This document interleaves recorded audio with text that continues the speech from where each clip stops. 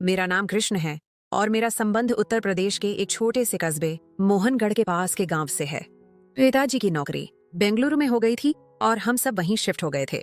यह उन दिनों की बात है जब मैंने 12वीं की परीक्षा देकर छुट्टी पाई थी और मेरा ज्यादातर समय दोस्तों के साथ घूमने और इंटरनेट पर बीता था। कोई खास काम नहीं था। एक दिन मैंने मोहनगढ़ में अपने पैतृक घर जाने का कार्यक्रम बनाया, जहां अब मेरी दादी माँ और 2 चाचा जी और उनकी परिवार रहती हैं।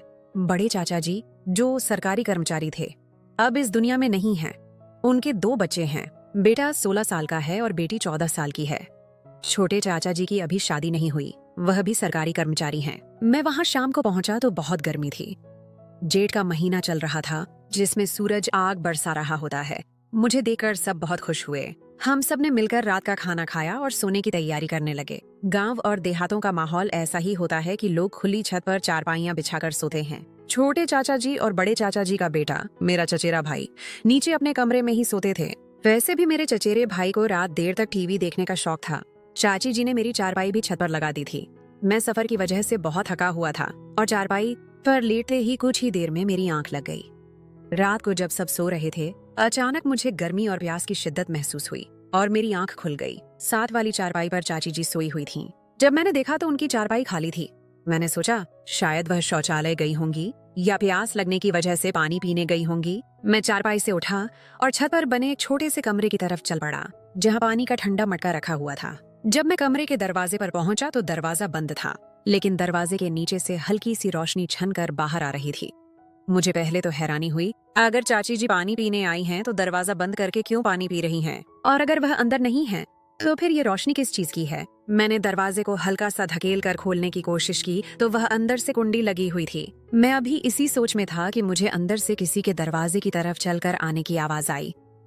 मैंने जल्दी से यहाँ वहाँ देखा। मुझे कमरे के साथ बाहर वाली साइड पर एक तुलसी का चबूतरा नजर आया। उसकी पिछली साइड पर कोई 2 से 3 फीट जगह खाली थी। मैं जल्दी से वहां जाकर छिप गया। कुछ ही मिनटों के बाद हल्का सा दरवाजा खुलने की आवाज आई और कोई बाहर निकला। उसने इधर उधर देखा और सीधा तुलसी के चबूतरे के साथ बनी क्यारी की तरफ आने लगा। मैंने गौर से देखा तो मुझे चाची जी दिखाई दी, जो कि क्यारी की तरफ आ रही थी।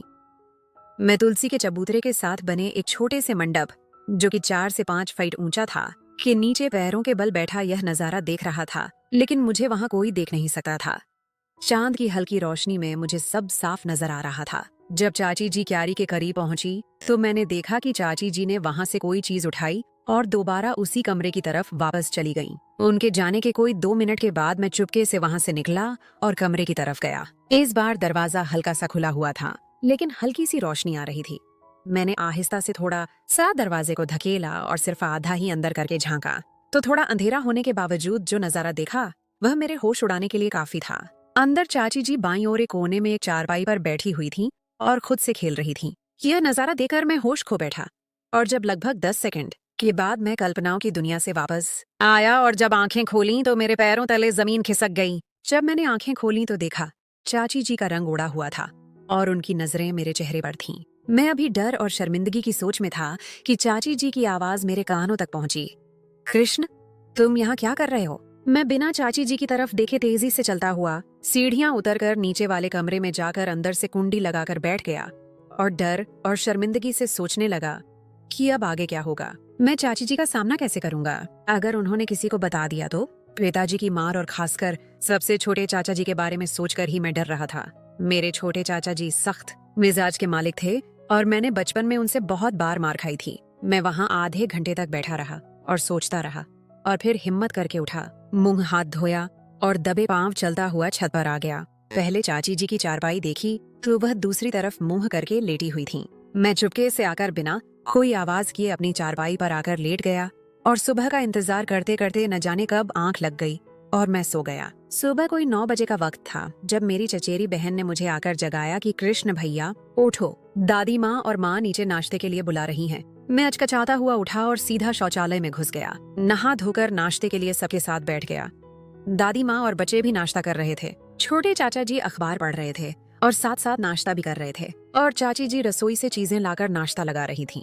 मैं चोरी चोरी चाची जी की तरफ ही देख रहा था। जब नाश्ता लग गया तो चाची जी भी आकर नाश्ता करने लगी। जब मेरी और चाची जी की नजरें मिली तो हम दोनों ने फौरन नजरें चुरा लीं। हम दोनों एक दूसरे से नजरें नहीं मिला पा रहे थे। मैं बार बार चाची जी की तरफ देख रहा था। अचानक चाची जी ने मुझे गुस्से भरी नजरों से देखा तो मैं डर गया और मुंह नीचे करके नाश्ता करने लगा। एक अजीब सा डर दिल में था कि चाची जी ने नाश्ते के बाद अगर चाचा जी को बता दिया तो मेरी खैर नहीं है। आज इसी सोच में निवाला गले से मुश्किल से उतर रहा था। मैं इन्हीं सोचों में गुम था कि छोटे चाचा जी बोले, बच्चों बस्ते उठा लो, स्कूल जाने का समय हो गया है। और मुझे कहा, कृष्ण बेटा शाम को ड्यूटी के बाद तुमसे बातें करेंगे। मैंने बस इतना ही कहा, जी चाचा जी। और वह कुछ ही मिनटों के बाद बच्चों के साथ चले गए। दादी माँ अपने कमरे में चली गईं और चाची जी बर्तन उठाकर रसोई में रखने लगीं। मैं भी चुपके से उठा और टीवी वाले कमरे में बैठकर टीवी देखने लगा। टीवी में खास मन नहीं लग रहा था। बार बार एक ही बात दिमाग में आ रही थी कि अभी तक चाची जी ने चाचा जी को रात वाली बात नहीं बताई है, लेकिन वह चाचा जी को किसी भी वक्त बता देंगी तो फिर क्या होगा। बस यही डर मुझे खाए जा रहा था। रसोई से चाची जी के बर्तन धोने की आवाज आ रही थी। फिर कुछ देर बाद मैंने देखा कि चाची जी पूरे घर में झाड़ू लगाने लगी, पहले आंगन में फिर बाकी कमरों में भी। जब वह टीवी वाले कमरे में आई और मुझे थोड़ा रूखे अंदाज में बोली कि कृष्ण बाहर जाओ, मुझे कमरा साफ करने दो, सफाई के बाद बैठकर टीवी देख लेना। मैं खामोशी से उठा और बाहर आंगन में पड़ी चारपाई पर आकर बैठ गया। फिर कुछ देर बाद मैंने देखा चाची जी टीवी वाले कमरे से सफाई करके अपने कमरे में चली गईं और मैं फिर टीवी वाले कमरे में आकर बैठ गया और टीवी लगा लिया, लेकिन दिमाग कहीं और था। थोड़ी देर बाद मैंने कमरे की खिड़की से देखा कि चाची जी अपने कमरे से निकलकर दूसरे कमरे की तरफ जा रही हैं और कमरे में दाखिल होकर अंदर से दरवाजा बंद होने की आवाज आई। मेरे दिल में फिर शैतान ने दस्तक दी और मैं रात वाले वाकये के बारे में सोचने लगा। अचानक मैं वहां से उठा और उस कमरे की तरफ चलने लगा और कमरे के दरवाजे के पास पहुंचकर मैं दरवाजे के अंदर देखने की कोशिश करने लगा, लेकिन दरवाजा लोहे का बना हुआ था और उसमें कोई खास ऐसी जगह नहीं थी जिससे अंदर देखा जा सकता था। मैं अंदर देखने के लिए जगह तलाश कर रहा था। यकायक मुझे जहां दरवाजे का ताला था उसके बिल्कुल नीचे एक छोटा सा सुराख नजर आया। मैंने फौरन वहां आंख लगाई और अंदर का नजारा देखकर खुश हो गया कि चाची जी फिर से वही कर रही थीं।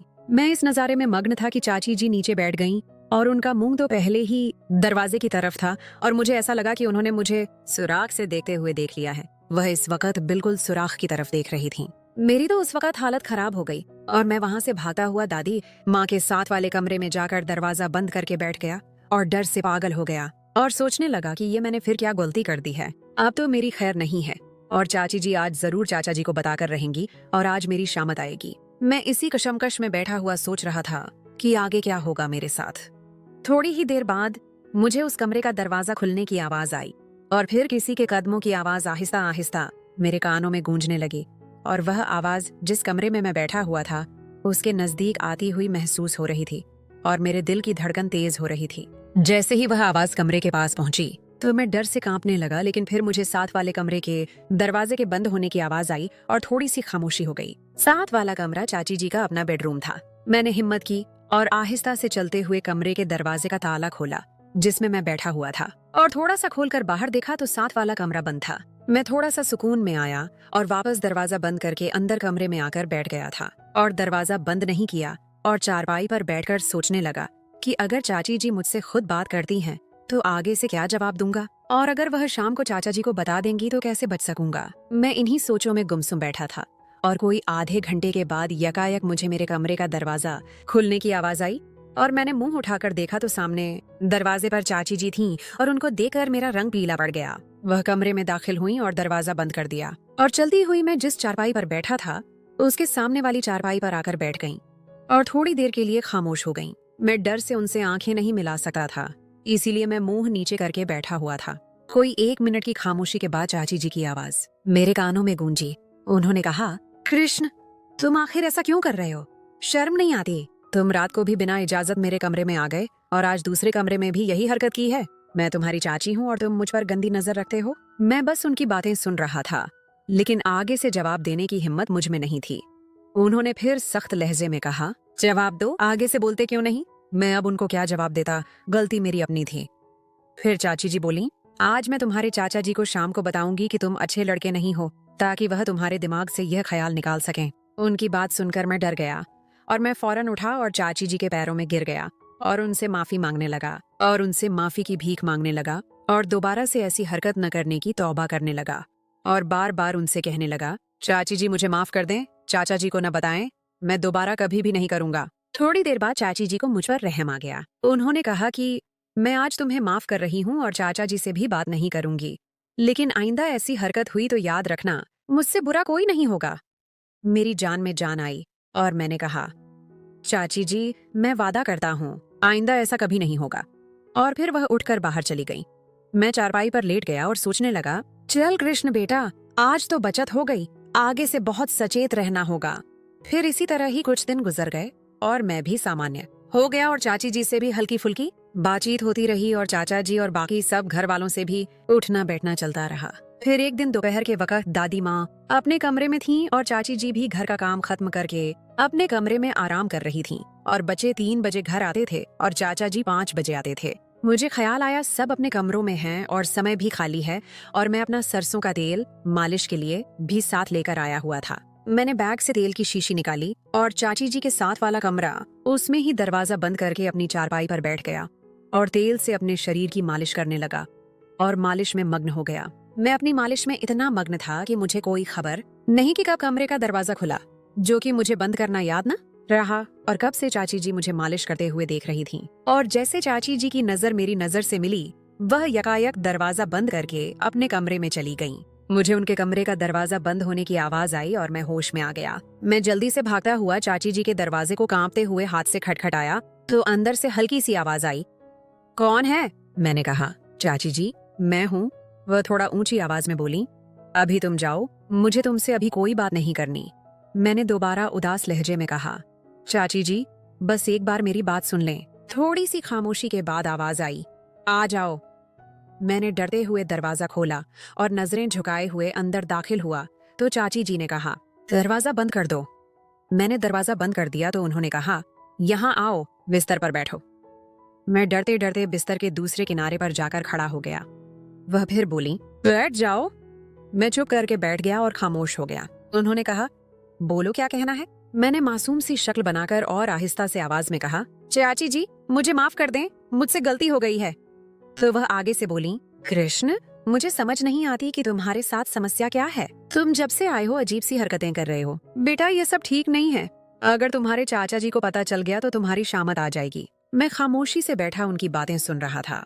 दोबारा उन्होंने कहा, कृष्ण, तुम यह सब क्यों करते हो? कुछ तो अपना ख्याल करो। जो तुम हरकत अभी कर रहे थे यह तुम्हारे लिए ठीक नहीं है। तुम क्यों नहीं समझते हो? मैंने बहुत हल्की सी आवाज में कहा, मैं क्या करूं? चाची जी ने फौरन कहा, क्या कहा तुमने? मैं और डर गया। चाची जी बोली, बेटा, ये सब कुछ ठीक नहीं है, तुम समझते क्यों नहीं? उन्होंने कहा, ये सब छोड़ दो।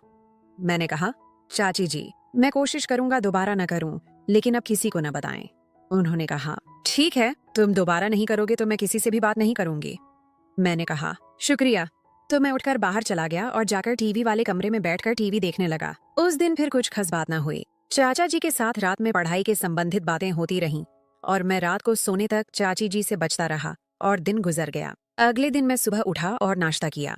सब अपने अपने कामों में लग गए। मैं टीवी वाले कमरे में जाकर टीवी लगाकर बैठ गया। मैं टीवी देख रहा था कि कोई 10:30 बजे चाची जी अपना काम खत्म करके टीवी वाले कमरे में आई। उन्होंने कहा, कृष्ण बेटा, ये पैसे लो और बाजार से जाकर दिन को पकाने के लिए सब्जी ले आओ। और मुझे पैसे देकर जाने लगी तो दरवाजे के पास पहुंचकर दोबारा बोली कि घर की चाबी रसोई के दरवाजे के साथ कील पर लटकी हुई है, जाते हुए ले जाना। हो सकता है जब तुम वापस आओ मैं नहा रही हूँ तो तुम दरवाजा खुद ही बाहर से खोलकर अंदर आ जाना। मैंने कहा, जी ठीक है, और वह अपने कमरे में चली गई। मैं वहां से उठा, चाबी ली और बाहर की तरफ निकल गया। यहाँ आपको बताता चलूं कि बाजार हमारे घर से कोई लगभग 1 किलोमीटर दूर था। आने और जाने और सब्जी खरीदने में मुझे लगभग 1 घंटा लगना था। मैंने पैदल ही चलने का सोचा और समय भी गुजर जाना था। मैं घर से कोई थोड़ी दूर ही आया था कि मेरे पीछे से एक मोटरसाइकिल आई और मेरे पास आकर रुकी। मैंने गौर किया तो वह हमारा पड़ोसी था। मोहन काका मुझे देखकर रुक गए थे और मुझसे बोले, कृष्ण बेटा, कहाँ जा रहे हो? मैंने कहा, काका, बाजार जा रहा हूँ सब्जी लेने। तो वह आगे से बोले, आओ बेटा, बैठो। मैं भी बाजार ही जा रहा हूँ, दवा खाने से दवाई लेनी थी।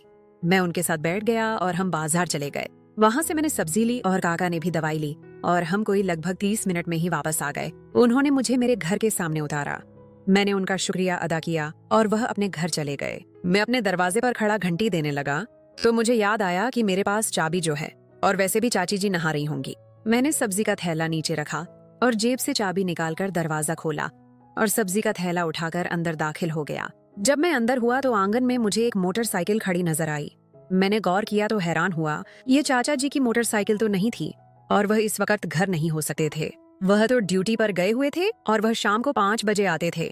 तो यह किसकी मोटरसाइकिल है? खैर, मैंने दरवाजा बंद किया और सब्जी वाला थैला उठाकर रसोई में रखा और चाबी भी कील के साथ दोबारा लटका दी और रसोई में रखी फ्रिज में से ठंडा पानी पिया और फिर टीवी वाले कमरे की तरफ चल पड़ा। जब मैं रसोई से निकलकर चाची जी के कमरे, जो कि रसोई के साथ बना हुआ था, वहां से गुजरा तो मुझे उनके कमरे के दरवाजे के पास से अजीब सी हल्की हल्की आवाजें आ रही थीं। मैं चौंक गया और एक तरफ हटकर खड़ा होकर सोचने लगा कि यह किसकी आवाजें हैं। मैंने देखा दरवाजा भी बंद है। मैंने आहिस्ता से दरवाजे का हैंडल घुमाकर खोलकर देखने की कोशिश की तो निराश हुआ। दरवाजा अंदर से बंद था।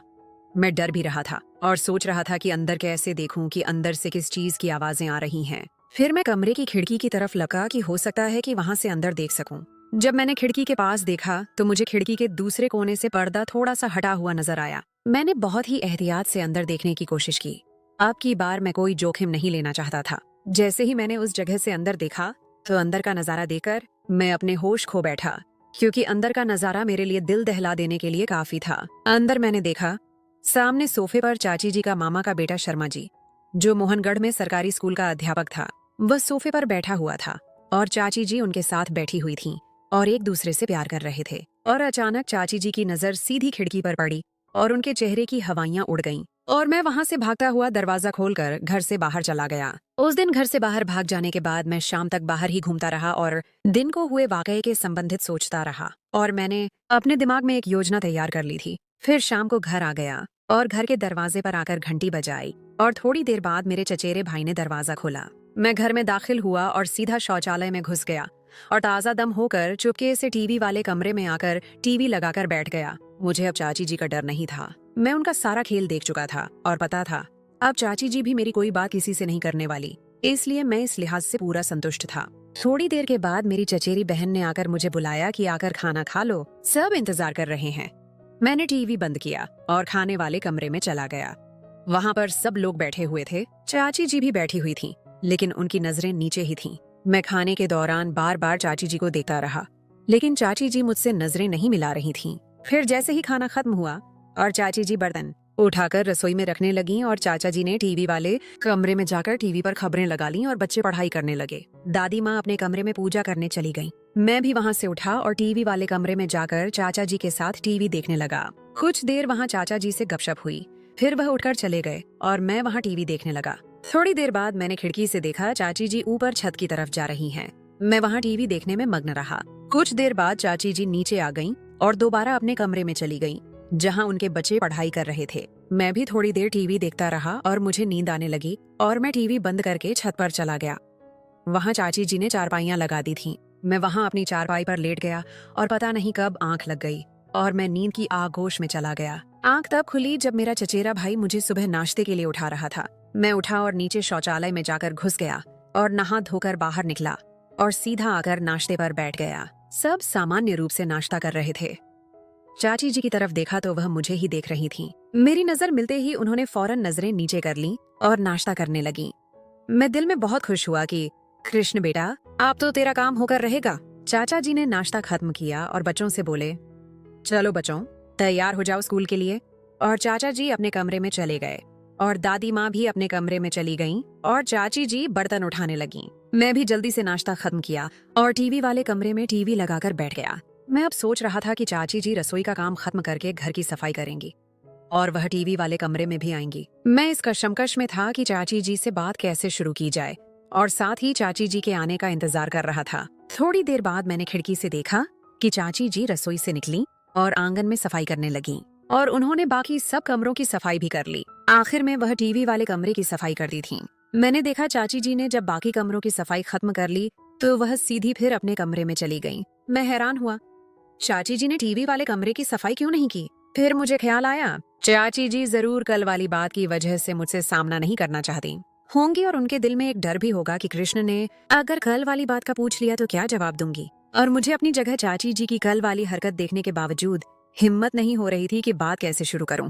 फिर मैं वहां पर ही बैठकर टीवी देखता रहा और दिन के 11 बज गए। मैं टीवी वाले कमरे में बैठकर अपना पूरा प्लान बना चुका था। मैंने हिम्मत की और चाची जी के कमरे की तरफ चल पड़ा और उनके दरवाजे पर जाकर खटखटाया, लेकिन अंदर से कोई आवाज नहीं आई। मैं 2 मिनट तक इंतजार करता रहा, लेकिन कोई अंदर से आवाज नहीं आई। फिर मैंने दरवाजे को हल्का सा धकेला तो दरवाजा खुल गया। मैंने आराम से दरवाजा खोलकर अंदर दाखिल हुआ तो सामने देखा चाची जी अपने बिस्तर पर बैठी हुई थी और मुझे देखते ही उनका रंग पीला पड़ गया और बहुत आहिस्ता और कांपती आवाज मेरे कानों में आई, क्या काम है? मैं आराम से चलते हुए बिस्तर के दूसरे कोने पर बैठ गया और आहिस्ता से कहा कि मुझे आपसे बात करनी थी। चाची जी बिस्तर पर ही बैठे बैठे आगे को बढ़ी और मेरे बिल्कुल नजदीक आकर मेरे घुटने को हाथ लगाकर रोने लगीं और कहने लगीं, कृष्ण मुझे माफ कर दो, मुझसे गलती हो गई। भगवान के लिए किसी को नहीं बताना। अगर घर में किसी को पता चल गया तो मुझे घर से निकाल देंगे और मैं किसी को मुंह दिखाने के काबिल नहीं रहूंगी। मैंने हिम्मत करके आगे से कहा, चाची जी आपने यह काम क्यों किया? आपको अपने बच्चों और घर में किसी की भी इज्जत का ख्याल नहीं था। वह और रोने लगीं और कहने लगीं, कृष्ण बेटा मैं भटक गई थी, भगवान के लिए मुझे माफ कर दो, मैं आइंदा दोबारा यह काम कभी नहीं करूंगी।